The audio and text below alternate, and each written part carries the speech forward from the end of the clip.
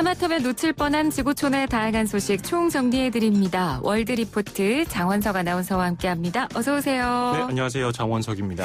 네, 오늘은 어떤 소식으로 저희 월드리포트 시작을 해볼까요? 네, 오늘 첫 소식은 이름 이야기입니다. 시대별로 유행하는 이름이 있잖아요. 네. 제가 초등학교 다닐 때는 지영이, 지혜, 수지, 지은이, 보람이, 주희, 희선이, 민지, 소희, 승희 이런 이름 굉장히 많았잖아요. 아마 전진영 앵커 주변에도 제가 지금 언급한 이름 꽤 있을걸요. 맞습니다. 저 때도 이 영으로 끝나는 이름 많았던 것 같아요. 지영이, 민영이, 은영이 이런 맞아요. 이름들 굉장히 많았고 지혜라는 예. 이름도 사실 참 많은데 근데 왜 다 여성들이 많이 쓰는 이름밖에 없네요? 그러네요. 저도 모르게 여자친구들 이름만 말했는데, 그래요. 생각해보니까, 남자 이름의 경우, 혁 들어간 경우도 있었고, 네. 우가 들어간 경우도 있었고, 근데, 이상하게 남자친구들 이름은 생각이 잘 안 나네요. 생각이 잘 안 나시는군요. 네. 지금 60, 70대인 세대들은 남자 이름으로 철수, 인수 많았고요. 그렇죠. 그리고 또 시대적인 유명인들에 따라서 새로 태어난 아기 이름을 짓는 경우가 많았습니다.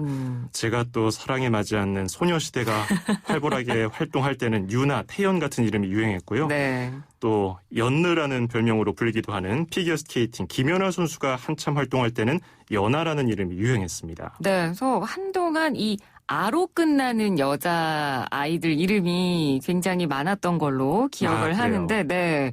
보통 이렇게 큰 업적을 세운 사람이나 인기가 많은 유명인들이나 연예인들 이런 사람들하고 이름을 같게 해서 그 사람처럼 자랐으면 좋겠다. 네. 그 사람처럼 성공했으면 좋겠다. 이런 바람을 담는 분들도 있죠. 그렇습니다. 그런데 이런 이름 유행 또 시대적인 흐름은 우리나라뿐 아니라 다른 나라도 마찬가지입니다. 시대별로 각 나라에서 유행하는 아기 이름들이 있는데요. 영국에서는 한때 캐런 그리고 앤드루라는 이름이 부모들에게 인기였습니다. 네, 진짜 많이 들어본 이름이에요. 마치 그쵸. 우리나라 그 교과서 속의 영희철수 같은 그런 느낌하고 좀 비슷하네요. 예. 근데 인기 많던 캐런과 앤드루가 점차 줄고 있다고 합니다. 영국 일간 텔레그래프가 영국 통계청 자료를 분석해서 보도했는데요.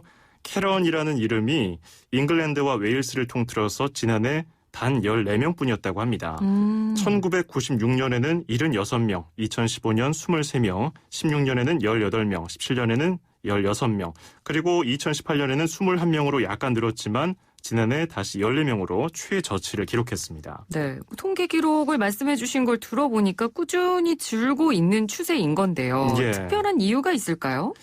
그 텔레그래프는 캐런이라는 이름이 온라인상에서 금발의 백인인 중산층 중년 여성을 비난할 때 주로 쓰는 이름이라고 분석을 했습니다.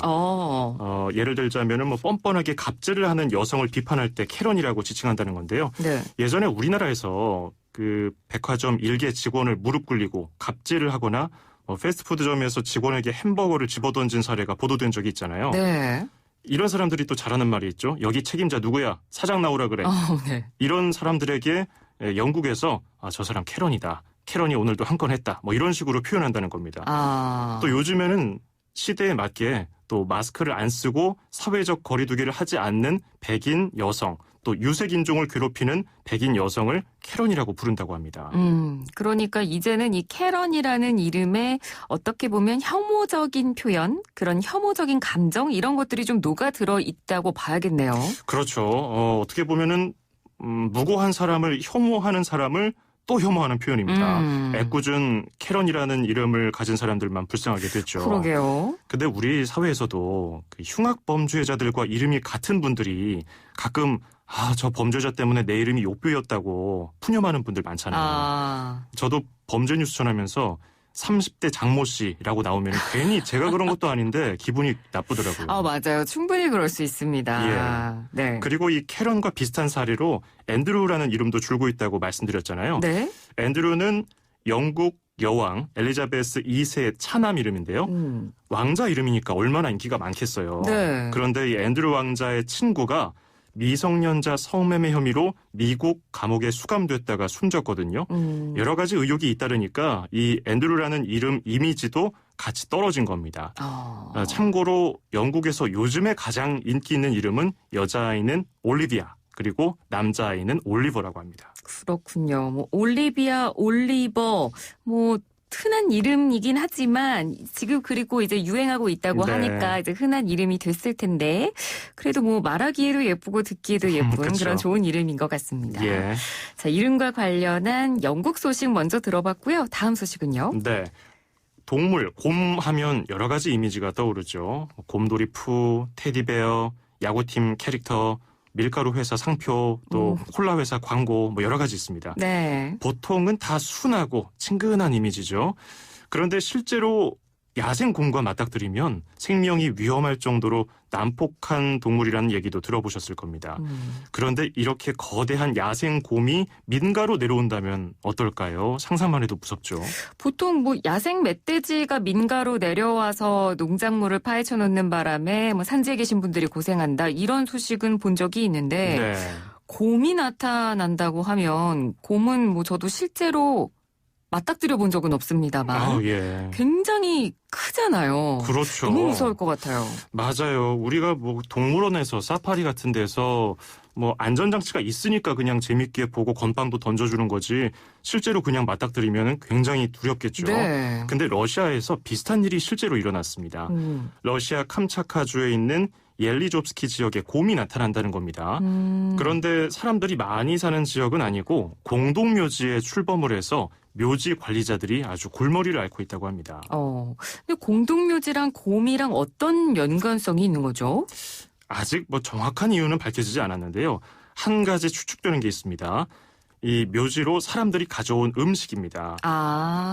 우리도 이제 곧 추석이 오니까 성묘하러 많이 가시잖아요. 네. 근데 빈손으로 가지는 않고 뭐 과일, 반찬, 뭐 술 이런 차례 음식을 가지고 가서 차례를 지내는데 러시아도 마찬가지입니다. 사람들이 가져온 음식 냄새를 맡고 산에서 묘지가 있는 곳까지 찾아오게 된 겁니다. 충분히 가능성이 있겠네요. 그렇죠. 뭐 자연이 파괴되면서 이상기후도 잦아지고 이 곰들이 먹이를 구하지 못하니까 사람들이 오고 가는 곳까지 나타나게 됐다는 분석이 가장 좀 유력합니다. 예. 사람들이 먹는 음식은 동물들에게 얼마나 자극적인 냄새겠어요. 그러니까요. 이 본능이 이끄는 대로 찾아왔더니 묘지였던 거고 또 음식 냄새가 나는 곳을 파헤쳤던 거죠. 물론 뭐 곰이 출몰하는 이유로 먹이 부족으로 추정되는 거고요. 정확한 인과관계는 아직 없습니다. 그런데 지난해 8월에는 곰이 묘지를 파헤쳐서 이 시신까지 들고 달아나는 사건이 발생해서 경찰이 곰을 총으로 사살한 적도 있었는데요. 이때 뭐 묘지 관리인들은 시겁했겠죠. 그러니까요. 그럼 이쯤까지 상황이 좀 번지면 곰을 좀 막는 대책을 세워달라는 어떤 요청이나 뭐 반대의 목소리들 이런 것들 좀 많이 나올 것 같은데요. 그렇죠. 공동묘지 차원에서 이미 전기 울타리를 설치해서 곰을 막아보려고 했습니다. 그런데 소용이 없었다고 해요. 결국은 민간 힘으로 어렵게 되니까 곰이 묘지까지 내려오지 못하도록 담을 좀 높게 튼튼하게 설치해달라는 요구가 접수된 상황이라고 합니다. 네. 극동 지역인 캄차카반도 야생곰 2만 마리가 살고 있는 걸로 알려져 있는데요. 적절한 조치가 필요해 보이긴 합니다. 네, 알겠습니다. 러시아의 곰이 이 공동묘지에 출몰한다는 소식 저희가 두 번째 소식으로 들려드렸습니다. 네. 월드리포트 함께하고 계시고요. 이제 마지막 소식이죠. 이 코로나19가 인류를 위협하고 있는 상황에서 우리나라도 큰 피해를 입고 있죠. 러시아나 중국 같은 일부 국가에서는 긴급하게 절차를 간소화하면서 백신을 또 허용하기도 하고요. 어쨌든 세계 모두가 인정하는 검증된 백신과 치료제가 개발될 때까지 개인 위생과 방역으로 버티고 있어야 하는 상황입니다. 네. 이런 가운데 아프리카에서는 사라질 듯 사라지지 않았던 전염병이 종식됐다는 반가운 소식이 나왔습니다. 세계보건기구 WHO가 아프리카에서 소아마비가 사라졌다고 발표했습니다. 네, 요즘 이 코로나19 상황이 좀처럼 이제 줄어들질 않으면서 한동안 뉴스를 보면서 좀 우울함을 느끼시는 분들도 좀 많으셨을 것 같은데 네. 이번 소식은 굉장히 반가운 소식이네요. 그렇습니다. 소아마비는 주로 5세 이하 아주 어린 아이들에게 발생하는 병인데요. 손과 발이 마비되는 후유증을 낳습니다. 소아마비는 크게 두 가지로 나뉩니다. 일단 척수성 소아마비 그리고 뇌성 소아마비입니다. 먼저 척수성 소아마비는 전염을 통해서 병이 확산합니다. 척수신경이 폴리오 바이러스에 노출되면 손과 발이 마비되는 건데요. 네. 또 뇌성소아마비는 출산 전이나 후에 아이의 뇌신경에 영향을 주는 여러 가지 요인으로 인해 발생합니다. 전염되지는 않습니다. 그렇기 때문에 이번에 세계보건기구에서 발표한 내용은 전염성이 있는 척수성 소아마비 퇴치 발표입니다. 네, 그러니까 전염성이 있는, 전염이 되는 척수성 소아마비가 아프리카에서 사라졌다. 네. 그건데요. 사실 이 아프리카 소아마비 퇴치는 세계 의료인들의 굉장히 큰 숙제였죠. 그렇습니다. 이 소아마비가 되면은 손발이 마비될 뿐 아니라 운이 안 좋아서 호흡에 필요한 근육까지 마비되면 생명에도 치명적이었습니다. 첫 백신은 일찍이 1955년 미국에서 개발됐습니다. 이 백신 개발자가 인류 건강을 위해서 특허를 포기했고요. 세계 각국에서 소아마비 환자는 점차 줄었습니다.